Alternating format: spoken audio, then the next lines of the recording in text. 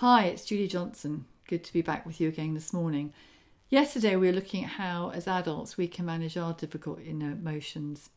Today and tomorrow we're going to turn our attention to how we, as parents, can keep in touch with our children's and teens' thoughts, feelings, and answer their questions on this journey. We know that children and teens will also be experiencing different thoughts and feelings during these challenging times, some positive and some rather difficult emotions, which they may not know how to handle. Most likely you'll find them looking to you for guidance. So today we're going to discuss what you can do to provide the support that your children need. For very young children, this experience may still be something of a novelty. They might be excited to be at home for longer than usual or have the chance to spend extra time with us. But as the weeks move on, they may well find the novelty of isolation and time at home eventually wearing off. For some families, this could happen very quickly indeed. As well as this, children may become increasingly concerned or anxious about you as their parents, grandparents or friends who are ill or at risk. But our children can frequently behave in ways that we can't predict. I heard a story recently of one little boy who told his dad that he wanted to thank COVID-19 for giving him more opportunity to spend time with his daddy. Well, depending on how daddy manages the next few weeks, that may of course change.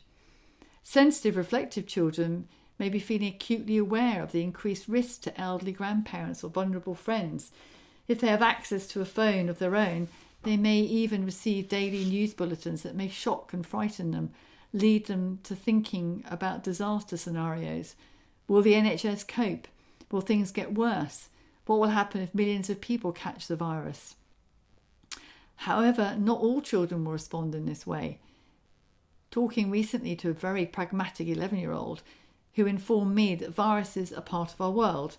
People will get ill and sadly some will die. I asked her how she felt about this and whether she was worried. Her reply was, "Well, I don't like it. I hope it will go away, but I'm not worrying about it either." So what lesson do we take from these children's responses to the virus? Well, children are unique. They think and feel in their own personal ways. And as parents, even though children are a close part of our everyday lives, it's likely that we may have lost touch with how children process the world. So don't assume. Don't assume that they are worried or scared. And don't assume they are not. Some children will readily express their thoughts and feelings, asking questions. Others may not. More extroverted children, the bouncy Tiggers in our lives, are more likely to just come out with questions, whilst the more sensitive, reflective ones will need a gentle touch to draw their feelings out. So give them time and space to share. Here are some sound tips, some good advice for checking in with children and helping them to talk and support them. Again, you can find more of these on the website. Check in daily during family meals.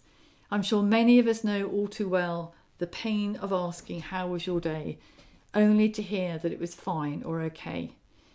Many children don't respond constructively when we ask this question directly, and all the children I work with beg me to stop parents asking these questions. So sometimes we just need to come at it sideways. One way to do this is to play a great game called Sad, Mad or Glad. Everyone says one thing that made them sad, mad or glad that day, including the adults.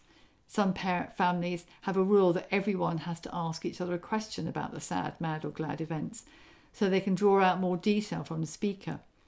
And by joining in the discussion ourselves, we're modelling the all-important principles of how to share. One-to-one time with our children, making space during the week for this. Bath and bedtime, story time, watching TV or doing something with a teen, maybe a walk on our own with them. Bedtime is often when children and even teens start sharing, asking questions. Ironically, we're usually thinking of our glass of wine and catching up with our favourite TV series or series. We assume that they are attempting to delay bedtime. Maybe they are, but it's a time when they find themselves thinking and worrying and want to share those worries. So let's make the most of it. We do have a lot more time on our hands to spend with our children at the moment. Another approach was a lovely idea that some friends of ours shared with us once, which is a bittersweet game. They actually did this once a year on New Year's Eve, reflecting back on the year before. But we can actually use it on a weekly basis, or maybe even daily. But weekly is probably a good idea. So during family time, once a week, sit on the sofa together or around the dinner table and chat about how everyone feels they are doing. You can have a plate on the table with something bitter or sour on it and something sweet. Each person shares about their week, focusing on one thing that was difficult. Again, the listeners can ask questions to find out more.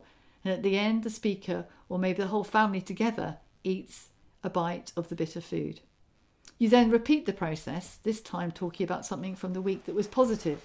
And again, you follow it up by eating the sweet treat. Whatever approach we take supporting, connecting, listening, drawing out our children, what really matters is they know they have our full attention and that we are really listening to them. Children know when that is taking place. They sense that whether we're present or not, whether we're distracted. We can't take away all our children's worries, however much we may wish to. And we need to be truthful with them, that we cannot magic the danger away. But we can show them that no matter what happens, we are there for them, ready and willing to listen and help them to manage these fears. I hope this has given you some useful food for thought about your children, as well as manageable ideas for how to help them open up about the worries they may be experiencing. There's plenty more suggestions on the website, which includes how to answer questions, so do take a look and give them a try. Well, that's us for today.